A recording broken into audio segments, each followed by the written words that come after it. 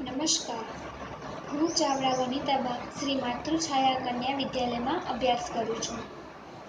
આજે 5 સપ્ટેમ્બર શિક્ષક દિન છે, બધાનો પ્રિય દિવસ. આ દિવસને અમારી સ્કૂલમાં ખૂબ જ ધૂમધામથી ઉજવવામાં આવે છે. પણ અત્યારે કોરોના મહામારીના કારણે આપણે સૌએ ઘરમાં રહીને જ આનો પ્રોગ્રામ ઉજવીશું અને આને માણીશું. આ દિવસે બધા વિદ્યાર્થીઓ શિક્ષક બનતા હોય છે. હું પણ બની છું. અમારા school teacher Shri Shashikant Sharma role આજે ભજવીશ. તેઓ હિન્દી ભણાવે છે, એટલે આજે હું પણ હિન્દી ભણાવવાનો પ્રયાસ કરીશ. 10મા ધોરણમાં હિન્દીની પુસ્તિકા પેજ નંબર 22 ઉપર 9મી કવિતા છે કુત્તે કી सीख, જે આજે હું તમને ભણાવીશ. તો તૈયાર છો ને ભણવા માટે? ચાલો. कुत्ते की सीख रामधारी सिंह इनके कवि हैं, जिनका तखल्लुस है दिनकर.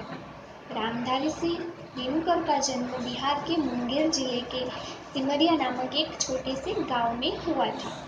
शिक्षा जगत में वे आचार्य, निदेशक, कॉलेज विभाग के अध्यक्ष, विश्वविद्यालय के कुलपति तक की यात्रा सफलता के साथ उन्होंने की है. प्रस्तुत काव्य बच्चों के लिए ही लिखा गया है. कुत्ते और खरहे. कछुए खरगोश की कहानी तो सुनी ही होगी. अब ये कहानी है कुत्ते और खरगोश की. इस कविता में खरहे का मतलब खरगोश है. कुत्ते और खरहे की कहानी को काव्य के रूप में प्रस्तुत किया गया है. वे इस कथा में यह बताना चाहते हैं कि छोटा हो या बड़ा, ताकतवर हो या कमजोर, जब अपने प्राणों पर आती हैं तो तब उनमें एक विशेष शक्ति आ जाती है. ईश्वर ने ऐसी शक्ति सबको दी है, इसलिए इस शक्ति का योग्यता से उपयोग करना चाहिए. तो चलिए कविता देखते हैं. तो तैयार है ना आप? वन में एक घनी झुरमुट थी, जिसके भीतर जाकर. वन यानी कि जंगल. जंगल में बहुत ही घनी एक झुरमुट यानी कि वृक्षों झाड़ियों का समूह, यानी कि एक प्रकार की झाड़ी, जिसके भीतर यानी कि इसके अंदर जाकर खरहा एक रहा करता था सबकी आंख बचाकर. एक खरगोश वहाँ पर रहा करता था, वहाँ पर उसका घर था. आप सब तो जानते ही होंगे खरगोश बहुत डरपोक होते हैं और सुंदर भी. खरगोश सबकी आंखों, सबकी नजरों से बचकर वहाँ उस झाड़ी में रहता था. फुदक फुदक फुनगिया घास की चुन चुन कर खाता था, यानी कि वह फुदक फुदक कर कोमल कोमल पत्ते घास के चुन चुन कर खाता था. देख दूर से लोगों को झुरमुट में छिप जाता था. वो भले ही ना दूर से लोगों को देखता, फिर भी डर जाता और उस झाड़ी में जाकर छिप जाता था. एक रोज आया उस वन में कुत्ता एक शिकारी, यानी कि एक दिन उस जंगल में एक शिकारी कुत्ता आया. लगा छानने सूंघ सूंघ कर वन की झाड़ी झाड़ी. वो सारी झाड़ियाँ सूंघ रहा था. कुत्ता हमेशा वफादार होता है, लेकिन यहाँ पर एक शिकारी कुत्ता कहा गया है. शिकारी कुत्ता जो प्राणियों को, छोटे छोटे जीव जंतु को मारकर खाता है. सूंघ सूंघ कर क्यों? क्योंकि आपने कहीं देखा ही होगा कि पुलिस चौकी होती है, वहाँ पर अगर चोर नहीं मिलता तो उसका थोड़ा भी निशान हो तो कुत्ता उससे सूंघकर चोर को पहचान सकता है.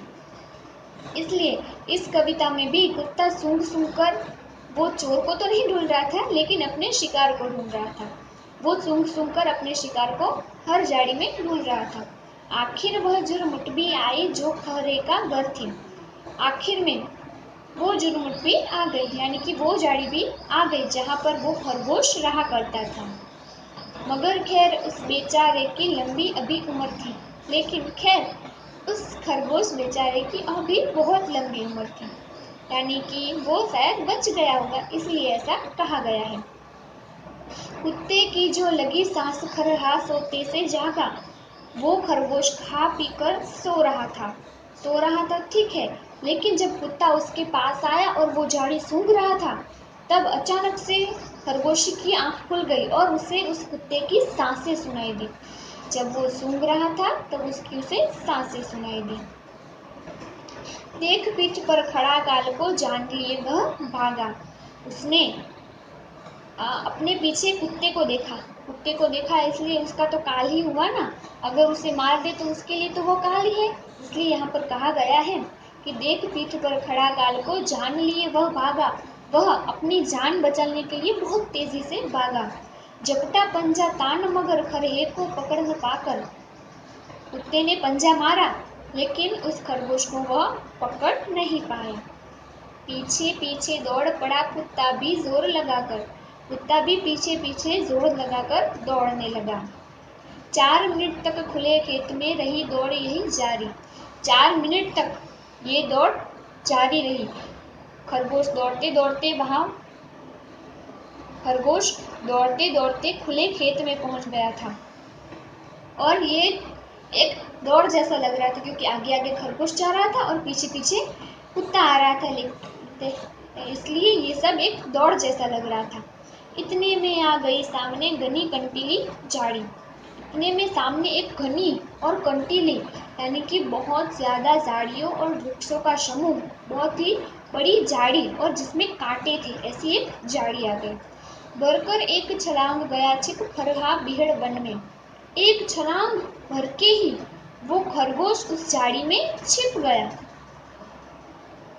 यहाँ पर बीहड़ का मतलब है भयानक, घना।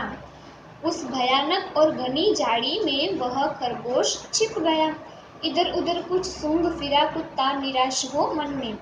इधर उधर सूंघते सूंघते कुत्ता निराश हो गया और फिर निराश होकर चला गया। एक लोमड़ी देख रही थी यह सब खड़ी किनारे। एक बहुत ही चालाक लोमड़ी थी जो ये सारा खेल देख रही थी। कुत्ते से बोली मामा तुम हो खरहे से हारे। वो कुत्ते से बोली कुत्ते मामा आप तो एक खरगोश से भी हार गए। इतनी मोटी देह लिए हो फिर भी थक जाते हो। इतनी बड़ी तुम्हारी काया है, इतना बड़ा तुम्हारा शरीर है, फिर भी तुम थक जाते हो। वन के छोटे जीव जंतु को भी न पकड़ पाते हो। जंगल के इतने छोटे छोटे जीव जंतु को भी आप नहीं पकड़ पाते हैं। कुत्ता हंसा अरे दीवानी तू ना हक बकती है। यानी कि कुत्ता हंसकर बोला अरे दीवानी, अरे नाहक तू तो ऐसे ही बकबक करती है। इसमें है जो भेद उसे तू समझ नहीं सकती है। इसमें जो भेद है वो तू नहीं समझ सकती है। मैं तो दौड़ रहा था केवल दिन का भोजन पाने। मैं तो सिर्फ एक दिन का भोजन पाने के लिए दौड़ रहा था। लेकिन खरहा भाग रहा था अपनी जान बचाने। लेकिन जो खरगोश है वो अपनी जान बचाने भाग रहा था।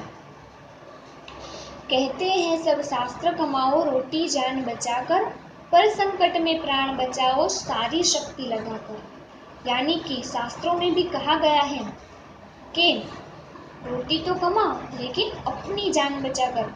कभी भी अपने प्राण दांव पर लगाकर हमें कुछ भी काम करना नहीं चाहिए, क्योंकि प्राण है तो ही तो सब कुछ है। अगर हमारे पास रोटी नहीं है, मकान नहीं है, तो हमें कुछ करने की, या फिर हमें कई लोग ऐसे होते हैं जो आत्महत्या करते हैं क्योंकि उसके पास घर नहीं होता, रोटी नहीं होती, पैसे नहीं होते। अगर जीवन है तो सब कुछ मुमकिन है। मेहनत करने से हमें सब कुछ प्राप्त होता है। इसलिए हमें मेहनत करनी चाहिए और लगन से काम करना चाहिए, तो ऐसे दिन नहीं देखने पड़ते। आशा है आप सबको मैंने जो समझाया कुत्ते की सी कविता, वो आशा है आपको समझ में आई होगी। और हमें हमेशा अहिंसा पर चलना चाहिए, हिंसा का त्याग करना चाहिए। आशा है आप सबको ये कार्यक्रम पसंद आया होगा। धन्यवाद।